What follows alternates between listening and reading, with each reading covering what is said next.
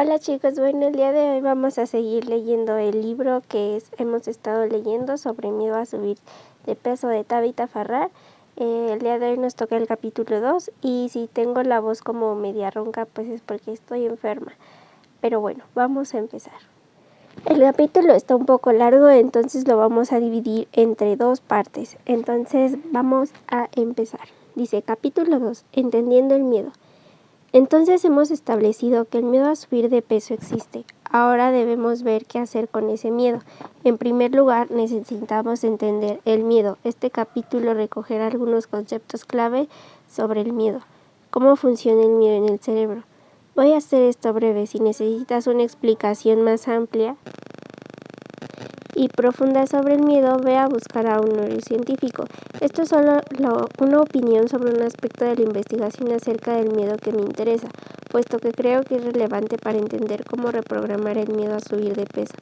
Algunos teóricos dicen que las emociones como el miedo las heredamos de nuestros antepasados más primates y por lo tanto están programados en nuestro sistema límbico, cerebro de cavernícola. Siendo la amígdala el centro del miedo, los estudios cerebrales muestran que la amígdala se activa cuando se presenta un peligro. La amígdala detecta el peligro y activa el comportamiento y las respuestas fisiológicas adecuadas hacia el miedo. La idea de que el miedo tiene elementos inconscientes y conscientes me parece interesante, ya que creo que el origen de mi circuito de supervivencia defensiva es una teoría que describe los circuitos subcorticales del cerebro que están programados para responder entre los peligros innatos y aprendidos una vez que se detectan. Estos circuitos, si están activados, contribuyen de manera indirecta a sentir miedo, pero su actividad por sí sola no destruye el miedo. Este concepto ha sido postulado por Joseph Ledoux y sirve para probar y explicar por qué algunas especies de animales que creemos que no son capaces de sentir emociones como lo hacen los seres humanos pueden reaccionar y de hecho lo hacen ante el miedo. De ahí la idea que en un nivel inferior el cerebro detecta y procesa los miedos de manera subconsciente, mientras que la atribución de las emociones se da en otra parte del cerebro que tienen los seres humanos, pero no lo tienen algunos animales. Esta idea del miedo inconsciente que procesan los seres humanos ha sido analizada por científicos proyectando imágenes aterradoras a la gente demasiado rápido como para poder decir que las han visto, como las imágenes con mensajes subliminales que tanto le gustan a los conspiradores, y después midiendo la activación de la amígdala. Lo que ocurre es que los participantes no dijeron que se sintieran asustados de una manera consciente, pero la activación de su amígdala indica que hubo una respuesta al miedo. Estas teorías sobre el miedo describen mecanismos que indican si, por ejemplo, ves a una serpiente, hay dos series de circuitos en tu cerebro que procesan esta información y contribuyen a que sientas o no miedo.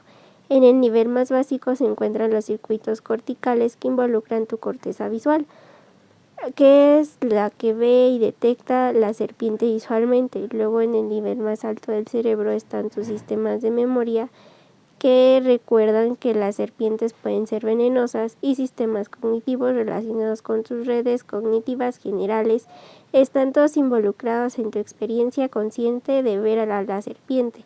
Al mismo tiempo, los circuitos de supervivencia defensiva subcorticales que se encuentran en la amígdala controlan tu respuesta de conducta y fisiológicas innatas que están involucradas al detectar el miedo.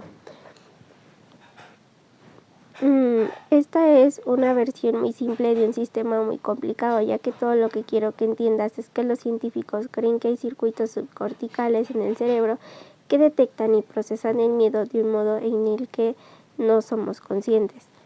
Por lo que teniendo esto en mente es posible que después de ver alimento muy calórico mi amígdala se activara y procesara un miedo, aunque no fuera necesariamente consciente de tener ese sentimiento de miedo.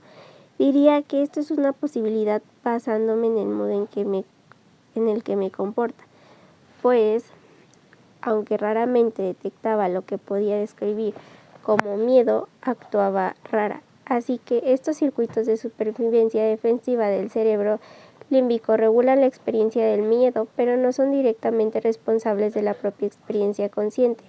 Genial. Eso quiere decir que cuando veía una tarta y reaccionaba de la misma manera en la que reacciona un conejo a ver un zorro, me quería marchar, pero no siempre era consciente de que tenía miedo a la tarta. Lo único que sabía era que quería salir de la habitación.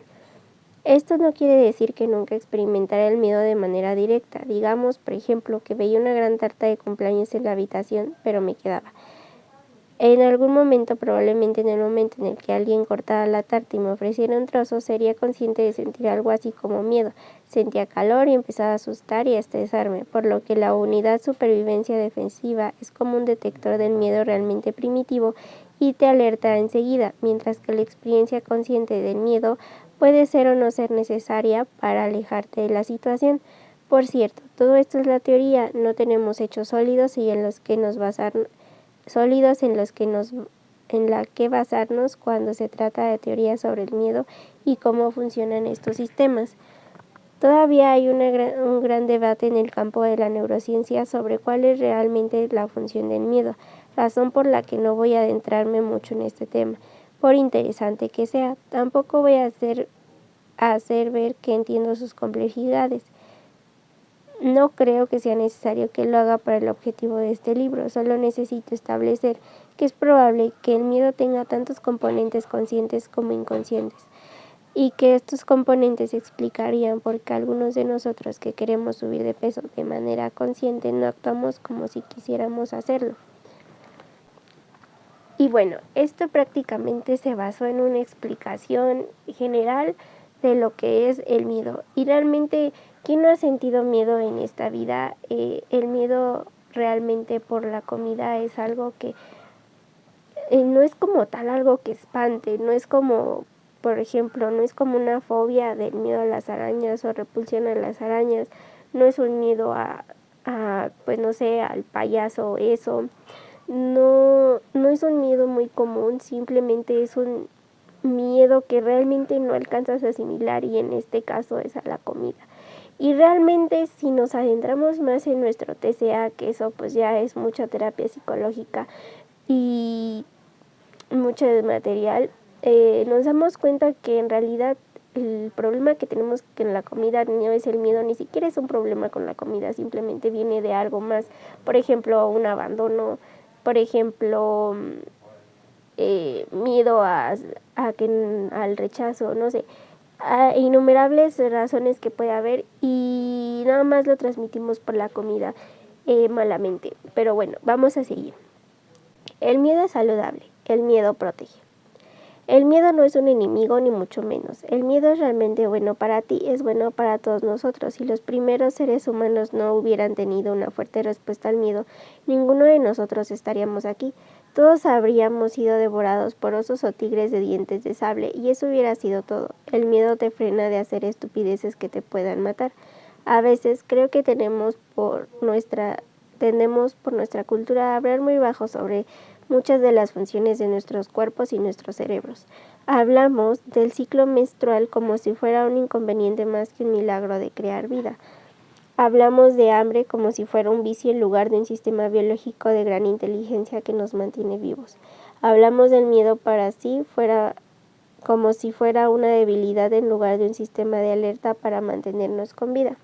Dios mío, los humanos podemos ser tan descendientes con nuestro cuerpo.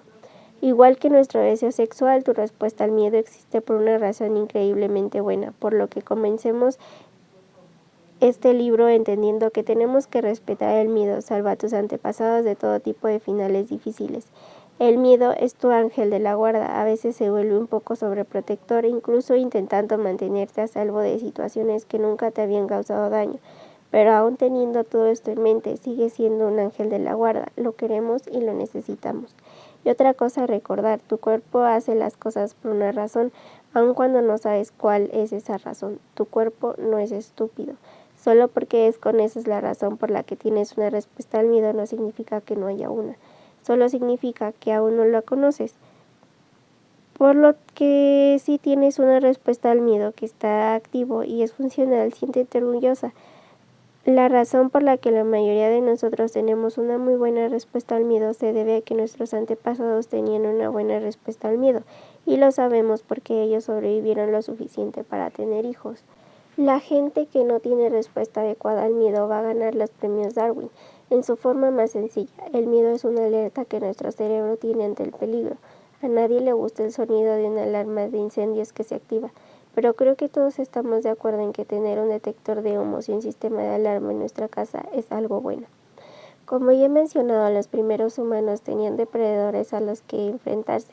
Si piensas en ello, probablemente había muchísimas cosas hace 7 millones de años. Cuando los humanos comenzaron a evolucionar, lo podían matar. No solo depredadores, altos humanos, el medio ambiente, el clima, la hambruna, muchas cosas contra las que el cerebro humano necesitaba desarrollar una versión o responder ante ellos. Por esta razón, el centro del miedo del cerebro humano fue una de las primeras, técnicamente la segunda, partes en desarrollarse. Resumiendo, de acuerdo con un tipo llamado MacLean, que desarrolló algo llamado modelo cerebro triúnico, el cerebro viperino o primario tiene el control de los comportamientos automáticos e innatos de la supervivencia, lo que hacemos para evitar que nos caigamos de los precipicios siguiéndonos el uno al otro. Pero solo porque tu cerebro viperino se desarrolló hace siglos no quiere decir que ahora sea irrelevante. No, a diferencia de un Super Nintendo 2005, tu tronco del encéfalo es aún muy relevante, todavía se mantiene a salvo, seguramente no te vayas a cruzar con un oso en tu día a día, pero hay muchos peligros allá afuera. El resto de nuestro cerebro, las partes que nos hacen inteligentes, lógicos y capaces de hablar y resolver problemas de matemáticas y publicar memes divertidos en internet, se desarrolló más tarde. Las partes del cerebro que se enfrentaban a la supervivencia fueron los primeros y se parecen más a la base de una casa a la que es más difícil acceder si lo quieres remodelar o reestructurar, y no siempre te enfrentas a cosas que están a la vista. Bueno, esto prácticamente no tengo algún comentario en específico, solo que nos siguen explicando lo que es el miedo. Como les decía, a veces no necesita ser una gran cosa que cause terror, pero para las personas que tenemos un trastorno de la alimentación, subir de peso y los alimentos que pueden estar involucrados en ser un factor para que esto se vuelva realidad, pues se vuelve un terror muy grande. Y pues sí, y no está mal tener miedo. Como dice aquí, el temor nos ha protegido, nos ha hecho hacer algo, pero en este caso, en un TCA, el miedo hacia la comida es más peligroso tenerlo que no tenerlo. De hecho, no tiene nada de positivo porque es absurdo un miedo a subir de peso cuando lo que realmente está en juego es tu vida. Entonces, bueno, sigamos. El miedo provoca una respuesta del sistema nervioso simpático. Tu sistema nervioso autónomo tiene dos mecanismos. El parasimpático, permanecería similar, y el simpático, luchar o huir. Cuando todo está bien, pensamos en nuestro sistema nervioso parasimpático. Piensa en ello como el sistema nervioso normal. Esto eres tú haciendo tus cosas totalmente en calma y relajado. El sistema nervioso simpático, por otro lado, es el mecanismo de emergencia. Piensa en la alarma de incendios que se activa, la gente saltando de los edificios en llamas, ese tipo de cosas. La respuesta al miedo hace que cambies de tu PNS relajando a tu SNS.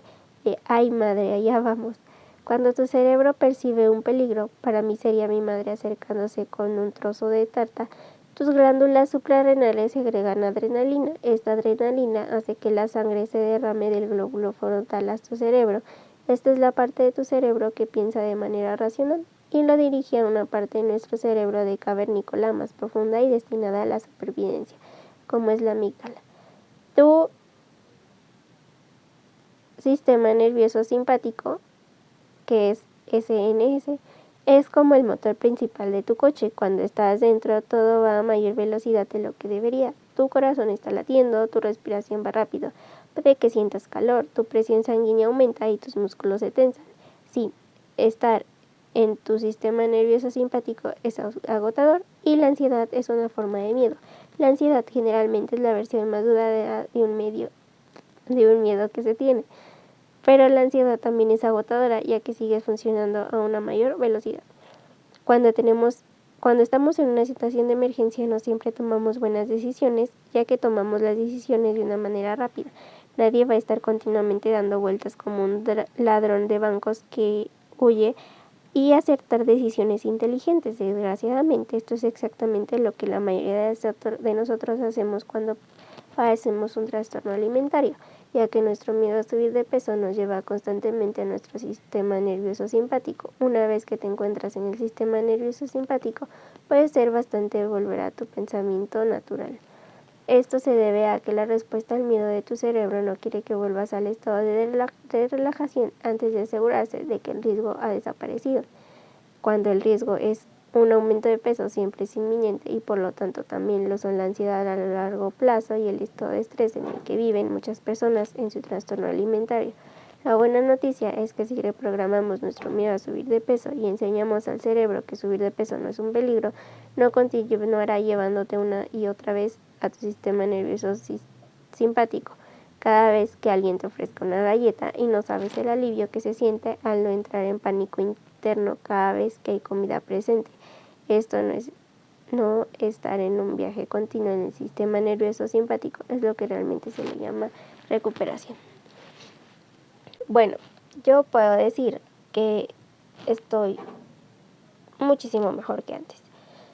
Yo recuerdo que al principio comía un frasquito de algo, un frasquito así chiquitito. Ahora lo que como realmente es lo suficiente y he podido lograr muchas cosas. Y a pesar de que ya no es tanto el miedo que tengo, aún así sigue estando ahí presente.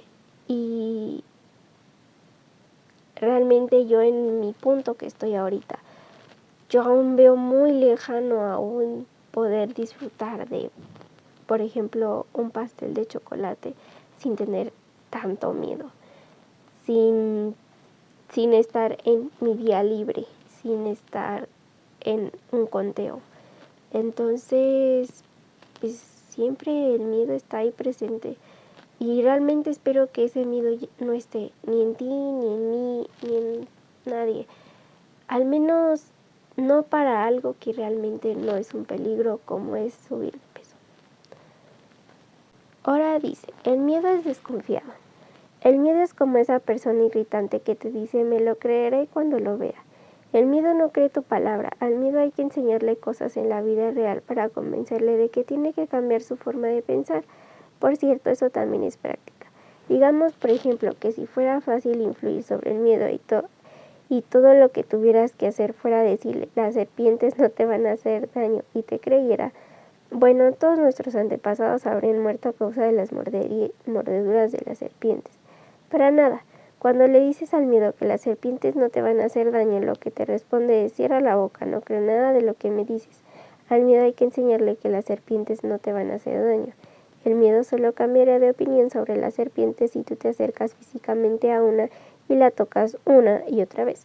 El miedo quiere verte tocar la serpiente 200 veces antes de convencerse de que la serpiente es segura. Seguramente resultará molesto, seguramente lleve tiempo y esfuerzo, pero sabes que es aún más molesto morir a causa de la mordedura de una serpiente. Es intencionado que el miedo sea difícil de eliminar una vez interiorizado. Esta es otra función muy importante y deseable del miedo. También es una función que quiere que recuerdes mientras estés leyendo este libro. No puedes convencer a tu cerebro de no tener miedo a algo pidiéndoselo o diciéndoselo. Solo tienes que demostrárselo una y otra vez.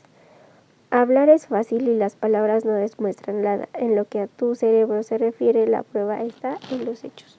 El miedo se alimenta de elevación. Evitar algo a lo que tienes miedo no te hace sentir seguro a corto plazo, pero la consecuencia a largo plazo es hacerte tener más miedo. Según mi experiencia, el simple acto de evitar algo puede hacer que la persona tenga miedo de aquello que esté evitando si el comportamiento de evasión es lo bastante constante. Bueno, aquí esto es algo muy específico. La única manera de de vencer a un TCA es retándolo. Si el TCA te dice no te comas este pan, tú vas y te comes ese pan. ¿Por qué? Por tus calzones, porque tú eres más fuerte que esa voz del TCA. Eso es lo que tienes que hacer, no pensar en primero tengo que manejar mi miedo para que después no me coma la culpa por comerme este pan. No, obviamente no. Así yo he vencido muchos miedos y darme cuenta que realmente no ha pasado absolutamente nada. La comida no es mala, la comida nos nutre el alma y el cuerpo. Y dependiendo de qué aspecto o qué creencia tengas tú de ese alimento va a ser la cantidad de tu miedo. Y la única manera, como digo, de quitarlo es retarlo. Y sigamos. Me acuerdo que cuando era una niña loca por los ponis, una vez vi una enorme araña en el establo de mi pony favorito, Casper, en la caballeriza. Obviamente, como las arañas son horribles, empecé a evitar ir al establo de Casper. Esto me entristeció ya que quería ir y ver a Casper, pero no lo hacía ya que tenía miedo de que hubiera una araña allí. Cuando más te enfrentaba a ese establo, más miedo tenía. Además, me acuerdo que no solo empecé a tener miedo de ir al establo de Casper, sino que también ir al resto de los establos. Mi lógica me decía que si había una araña en el establo de Casper, era posible que también hubiera arañas en otros establos. Mi miedo se extendió. La evasión hace que el miedo aumente. Supongo que es de ahí de donde proviene el dicho que hay que volverse a subir al caballo después de una caída. Personalmente siempre volví a subirme al caballo tras caerme, hasta que fui al médico por una conmoción cerebral y se quedó totalmente horrorizada cuando le dije que volvió a montar al caballo tras golpearme la cabeza. Me dijo que era realmente peligroso, ya que aparentemente un segundo golpe en la cabeza podría resultar letal si tienes una conmoción cerebral. Me hizo prometerle que nunca volvería a subirme al caballo tras golpearme la cabeza, por lo que quizás no sea necesario tomarte las palabras volver a subirse al caballo de manera literal. De todos modos, en algún momento me calmé y superé el miedo a las arañas en los establos de los caballos, puesto que evitar ir a los establos se convierte en un gran obstáculo cuando aspiras a ser jinete. Tengo que admitir que las arañas aún me provocan una reacción de miedo, lo podría reprogramar, pero no lo voy a hacer, pues puedo tener una vida feliz y plena sencillamente evitando a esos pequeños bastardos. Ahora piensa cómo evitaremos las cosas cuando desarrollamos un trastorno alimentario restrictivo, evitando cualquier cosa que nos pueda hacer subir de peso, evitando a la gente que nos pueda querer dar algo de comer, evitando situaciones que incluyan comida, evitando alimentos de alto poder calórico, evitando comidas ricas en grasas, evitando descansar. Algunos de nosotros pasamos años y años actuando de una manera en la que evitamos a toda costa subir de peso, y esto aumenta tremendamente nuestro miedo a subir de peso. Nuestro cerebro nos ve actuar de una manera en la que evita cualquier cosa que nos pueda hacer subir de peso y llega a la conclusión de que subir de peso es un peligro. Haciendo un break aquí, volvemos a lo mismo. Aquí hacerle caso a tu miedo no es la mejor opción, porque si tú le haces caso a tu miedo, estás reafirmando que realmente sí es peligroso, que realmente te estás protegiendo porque es malo, porque te va a pasar algo. Y simplemente a mi parecer sería muy cansado vivir toda la vida teniéndole miedo a algo que no debería de dar miedo. Y sigamos. Una evasión continua también hace que el miedo pase de ser algo concreto a algo general. Si un perro muerde a una persona, puede que esta persona empiece a evitar al perro que le mordió, pero el miedo a que le muerdan le puede llevar a evitar a todos los perros, y cuando más evita a los perros, mayor se convierte su miedo a que el perro lo muerda. Esto es algo que también se ve mucho en los trastornos alimentarios. Uno puede empezar a evitar algunos productos lácteos porque considera que son ricos en grasa, pero esta evasión se expande con el tiempo y comienza a incluir todos los productos lácteos. La mayoría de nosotros hemos experimentado que si empezamos a evitar cierto tipo de alimentos, nuestra tendencia a comer otro tipo de alimentos aumenta. Reticencia. Nuestra reticencia a comer otro tipo de alimentos aumenta. El miedo creado por la evasión es un gran problema con la ortorexia, ya que la gente empieza a evitar ciertas marcas, ingredientes, etiquetas, aditivos, etc. Cuanto más tipos de alimentos evitas, mayor es la ansiedad que experimentas con alimentos nuevos y desconocidos, y más propenso serás a comer el mismo reducido grupo de alimentos día tras día. Por lo que solo haces eso, y cuando más tiempo pasas comiendo la misma comida todos los días, más difícil resulta atreverse a comer algo diferente. Esto lo conozco muy bien. El día de la marmota, en la que a comida se refiere, estaba totalmente aburrida de comer lo mismo y aún así era incapaz de cambiar nada. La ortorexia se caracteriza por la ansiedad que se experimenta al comer alimentos que se consideran poco saludables, y lo que ocurre es que esta lista de alimentos poco saludable crece y crece. La ortorexia es otro asunto que también se basa en nuestras creencias culturales. Los alimentos bajos en grasa son buenos y los ricos en grasa malos. Las manzanas son buenas, las patatas fritas son malas, la berza es buena y el pan es malo, etc., que hacen que sea difícil superarla, ya que nuestro cerebro está continuamente justificando la restricción y tiene un gran respaldo en la comunidad sana, que se muestra orgullosa de la restricción de alimentos poco saludables. Siempre se hace un juicio cultural sobre la comida. Es mucho más difícil reprogramar tu miedo hacia ese alimento. Es como intentar superar tu miedo a las serpientes mientras que todos alrededor gritan: "No toques la serpiente, te va a matar". Y esta es precisamente una de las razones por la que tenía tantos problemas al ver que estos juicios sobre la comida están presentes en mi tratamiento del trastorno alimentario. La ortorexia es perjudicial para la salud tanto física como mental, y los miedos de la ortorexia tienen que reprogramarse de la misma manera que el miedo a subir de peso si una persona quiere recuperarse totalmente. No puedes tener una libertad mental total cuando sigues comiendo con una serie de reglas en cuanto a la comida. Si tienes miedo y evitas los alimentos poco saludables, seguirás teniendo ansiedad por la comida. Tener cualquier tipo de ansiedad por la comida no es libre de trastorno alimentario, y por lo tanto mi definición no es una recuperación total. No incluye ni la ortorexia ni el miedo a alimentos poco saludables. Es totalmente posible conseguir si haces un trabajo de reprogramación, y si has acertado. Ese trabajo de reprogramación implica que comas todos los alimentos que te dan miedo, se te resisten o consideras poco saludables, hasta que ya no sientas esa ansiedad y o tengas ese juicio en torno a estos alimentos. Esa es la verdadera libertad. A esto me refiero yo cuando digo que no veo que en mi recuperación esté muy cercana, porque yo le tengo muchísimo miedo a los alimentos con altas calorías. Sí los he comido, pero no realmente, porque los cuento en calorías y que cuadren o cosas así. Entonces realmente lo estoy haciendo, pero no le estoy quitando el concepto de que ese producto es malo, no le estoy quitando el concepto de que ese producto va a hacer algo en mí, y lo hago a que equivalga a lo mismo. Y obviamente las cantidades por el contenido energético pues son mínimas. Por ejemplo, si yo me iba a comer 2 panes tostados, pues ahora agarré 2 galletas Marías. ¿Por qué? Porque según en mi cabeza son por las galletas Marías. No es el caso en las galletas Marías, pero un ejemplo. Y no está bien, o sea, no. Y yo aún realmente no me veo retando como tal los alimentos a ese grado. Todavía no he tenido la suficiente fuerza para hacerlo.